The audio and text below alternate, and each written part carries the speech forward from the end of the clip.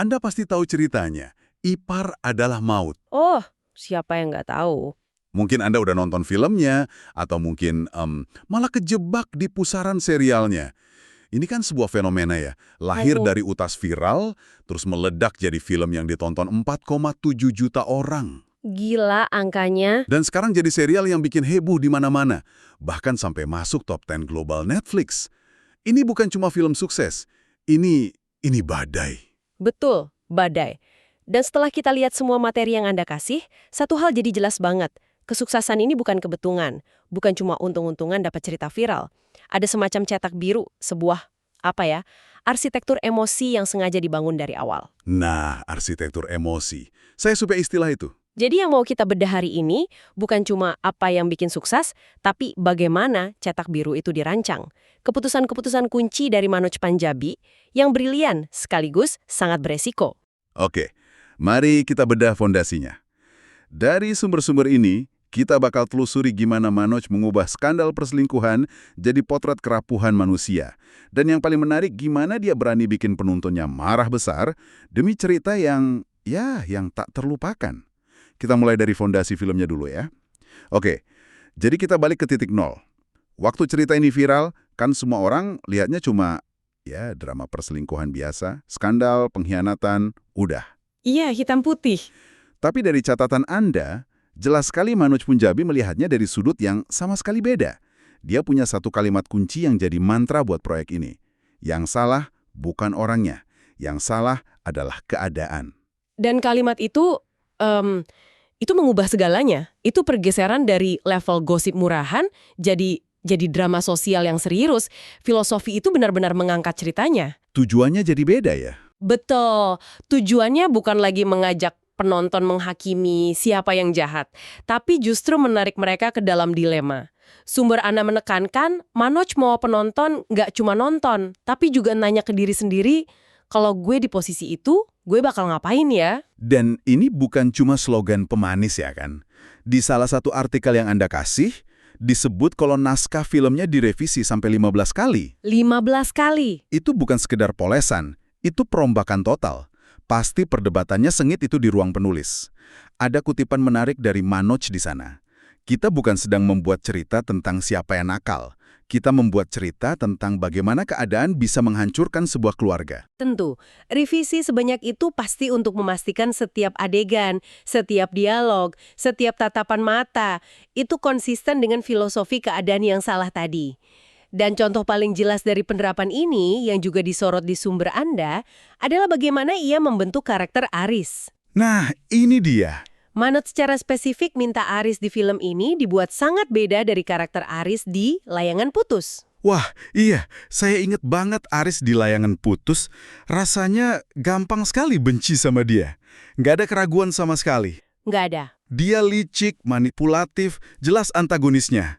Nggak ada area abu-abu. Persis, penonton dipersilakan untuk benci dia tanpa syarat. Tapi untuk Aris di Ipar Adalah Maut, arahannya justru kebalikannya. Dia harus tampil sebagai pria yang lebih polos, mungkin sedikit naif, pria baik-baik yang goyah karena situasi yang terus-menerus nekan dia. Jadi perselingkuhannya bukan dari niat jahat, tapi Sebagai akibat dari kelemahan manusia biasa yang kejebak di situasi yang mustahil, inilah langkah pertama Manoj jadi arsitek emosi itu. Dia nggak cuma bikin film, dia merancang sebuah pengalaman emosional. Oke, saya paham strateginya. Bikin Aris lebih manusiawi, nggak murni jahat. Tapi ini kan pertaruhan besar ya. Besar sekali. Apa penonton bisa merasakan dilema itu, atau tetap aja langsung benci? Gimana dampaknya menurut sumber-sumber kita? Justru disitulah jeniusnya. Dampaknya adalah dilema moral yang jauh lebih dalam dan membingungkan buat penonton. Mereka nggak cuma marah sama Aris, tapi mereka juga ada sedikit rasa kasihan. Jadi campur aduk ya perasaannya. Betul. Mereka kesel, tapi juga bertanya-tanya, ini dia korban keadaan atau emang pelaku nggak punya hati sih? Kebingungan emosional inilah yang bikin ceritanya terasa lebih nyata dan nempel. Dan meledak adalah kata yang tepat. Disinilah segalanya jadi gila banget. Visi yang dibangun dengan 15 kali revisi itu terbayar lunas. Lunas? Angka-angkanya yang ada di beberapa artikel Anda, ini fenomenal. 1 juta penonton cuma dalam 5 hari. 5 hari? Wow! Tembus 3 juta dalam 2 minggu. Sampai akhirnya berhenti di 4,77 juta penonton. Angka itu kan nyalip film-film legendaris kayak Laskar Pelangi dan Habibie Ain-Ainun kan? Betul. Menyalip film-film itu dari daftar film terlaris sepanjang masa. Itu bukan pencapaian kecil. Bukan sama sekali. Ini validasi pasar yang luar biasa. Artinya, hipotesis Manoj terbukti benar. Penonton Indonesia ternyata lebih tertarik sama cerita yang abu-abu, yang mengeksplorasi dilema manusia, daripada cerita hitam putih. Yang jelas siapa jagoan, siapa penjahatnya. Terjebak dalam situasi sulit, walau konteksnya beda. Dan yang paling menarik, ada efek samping yang nggak bisa direncanakan. Sumber Anda ngebahas ini. Fenomena meme organik. Oh iya, yang posternya diplesetin itu kan? Betul, ipar adalah baut, gaji telat adalah maut, bahkan sampai ngebut adalah maut. Ini kan nunjukin ceritanya nggak cuma ditonton, tapi meresap ke budaya percakapan sehari-hari. Dan itu semua tanpa ada tim marketing yang nyuruh kan? Organik. Sama sekali. Betul sekali. Itu tanda sebuah karya sudah jadi bagian dari, zeitgeist, semangat zaman. Ketika audiens mulai main-main dengan karya Anda, itu level kesuksesan tertinggi. Lalu, tentu, lompatan berikutnya, panggung global via Netflix. Nah, ini babak selanjutnya. Apa formula keadaan yang salah ini bisa dipahami penonton di luar Indonesia? Ternyata bisa, dan dengan sangat baik. Filmnya langsung nomor 1 di Netflix Indonesia, bertahan lebih dari sebulan. Tapi yang lebih mengejutkan, film ini nembus top 10 global untuk film non-bahasa Inggris. Wow! Dengan 1,5 juta penayangan cuma di minggu pertama, ini bukti kalau dilema yang diangkat, cinta, kewajiban, godaan, kerapuhan, itu bahasa universal. Visi Manoj mampu menembus batas budaya. Jadi, setelah menaklukkan bioskop dan panggung global, ceritanya belum selesai. Belum. Bagi Manoj, semesta emosional Ipar Adalah Maut ini terlalu kaya dan rumit untuk film 2 jam. Maka, hadirlah babak kedua, Ipar Adalah Maut The Series. Benar. Dan serialnya juga langsung merajai tangga lagu, jadi nomor 1 lagi di Netflix, mecahin rekor share penonton di TV. Dan di balik sukses serial ini, ada satu keputusan kreatif yang menurut sumber Anda sangat berani, sangat kontroversial, dan benar-benar sebuah pertaruhan tingkat tinggi pada kesabaran penonton. Oke, ini bagian yang paling saya tunggu. Sebuah keputusan yang datang langsung dari Manoj dan menentang semua saran tim kreatifnya. Mari kita masuk ke ruang penulis itu. Apa yang terjadi? Bayangin situasinya. Sumber Anda menggambarkan semua penulis dan tim kreatif sudah satu suara. Oke. Mereka tahu apa yang paling ditunggu-tunggu penonton. Momen ketika perselingkuhan Aris dan Rani akhirnya kebongkar. Itu kan bom waktu utamanya. Tentu saja. Kalau saya jadi penulis di situ, ya pasti setuju diungkap cepat. Penonton butuh hadiah setelah gregetan puluhan episode. Logikanya masuk akal. Berikan penonton apa yang mereka mau. Ledakan bom itu untuk kasih katarsis, kepuasan emosional. Menahannya terlalu lama kedengerannya kayak bunuh diri kreatif. Dan itulah yang membuat keputusan Manoj sangat radikal. Di tengah konsensus itu dia menghentikan semuanya. Sumber Anda mengutip kalimat kuncinya yang mengubah arah seluruh serial. Dia bilang, jangan dulu. Kalau dibuka sekarang, penonton selesai. Mereka tidak punya alasan untuk lanjut ke episode berikutnya. Tunggu. Iya. Dari sumber kita, perselingkuhan itu benar-benar ditahan dan nggak diungkap gamblang sampai episode ke-45. 45. Itu gila. Saya aja nggak yakin bisa sesabar itu sebagai penonton. Apa nggak ada protes dari timnya, dari stasiun TV? Ini kan risikonya luar biasa. Justru itu intinya.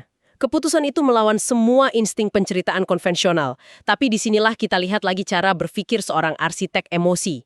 Manoj tidak sedang menahan plot. Dia sedang mengelola dan menahan emosi penonton. Mengelola emosi. Dia paham betul, apalagi untuk format serial harian yang panjang, ketegangan yang dipelihara pelan-pelan itu jauh lebih kuat dan mengikat daripada kejutan besar yang habis dalam satu malam. Jadi, ini bukan soal apa yang terjadi, tapi soal kapan itu terjadi. Dan gimana perasaan penonton selama penantian itu. Tepat sekali. Prinsip psikologisnya sederhana, tapi kuat banget. Begitu rasa penasaran mati, cerita selesai. Daripada ngasih kepuasan instan yang besoknya dilupain, Manoj milih menciptakan ketergantungan emosional. Dia bikin penonton terus bertanya-tanya, terus berspekulasi, terus kembali setiap malam. Dia mengikat mereka dengan ketegangan, bukan penyelesaian. Itu ngingetin saya sama teori di dunia game online. Katanya kalau pemain berhenti ngeluh soal gamenya, itu tanda gamenya mau mati. Keluhan berarti mereka masih peduli. Analogi yang sangat pas. Dan apa yang terjadi setelah penantian super panjang itu membuktikan teori tersebut. Setelah episode ke-45, di mana rahasianya masih belum tuntas kebongkar, media sosial meledak.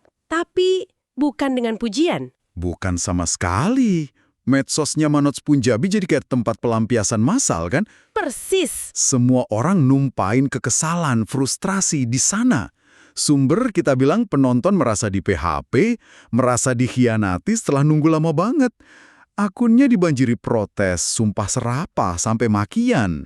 Nah, kalau dilihat sekilas, ini kan kayak kegagalan total.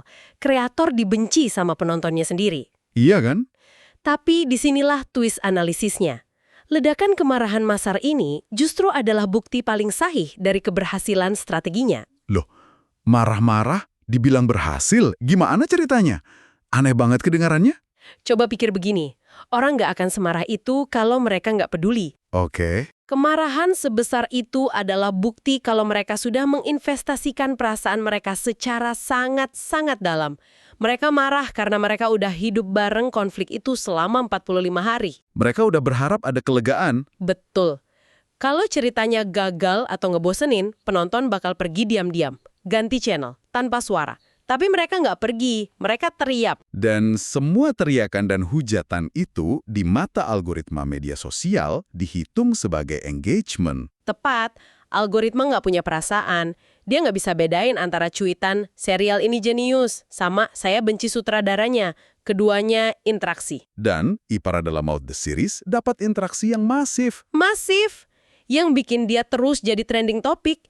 Setiap cuitan kemarahan, setiap postingan frustrasi, tanpa sadar ikut mempromosikan serialnya. Bikin orang yang belum nonton jadi penasaran, ada apa sih ini kok ribut banget? Jadi, kalau kita rangkum, Manoj Punjabi ini benar-benar seorang arsitek emosi. Dia nggak takut bikin penontonnya marah. Sama sekali nggak takut. Karena dia tahu kemarahan itu tanda cinta yang terpendam. Dia membuktikan bahwa dalam dunia cerita, lawan dari cinta itu bukan benci, tapi ketidakpedulian. Dan serial ini jelas sekali jauh dari kata diabaikan. Kesimpulan utama dari semua sumber yang kita bedah hari ini adalah itu. Fenomena Ipar Adalah Maut ini bukan kebetulan. Ini hasil dari visi seorang pencerita ulung yang mengerti psikologi audiensnya secara mendalam. Di film, visinya mengeksplorasi kerapuhan manusia. Di serial, visinya adalah keberanian untuk memanipulasi dan menahan emosi penontonnya untuk menciptakan ikatan yang lebih kuat. Nah, ini ada satu pertanyaan terakhir yang menarik buat Anda pikirkan, yang muncul setelah kita bahas semua ini. Strategi menyiksa penonton, ini kan terbukti berhasil banget ya. Ini memunculkan pertanyaan menarik tentang kita sebagai penikmat cerita. Apakah kita sebenarnya lebih suka penyelesaian yang cepat dan memuaskan? Atau kita justru secara nggak sadar menikmati perjalanan emosional yang panjang dan menegangkan, bahkan kalau itu terasa menyakitkan? Di era konten yang serba instan ini, mungkin cerita yang paling berbekas bukanlah yang paling membahagiakan, melainkan yang paling berhasil mengikat, mengaduk-aduk, dan pada akhirnya menolak untuk melepaskan emosi kita.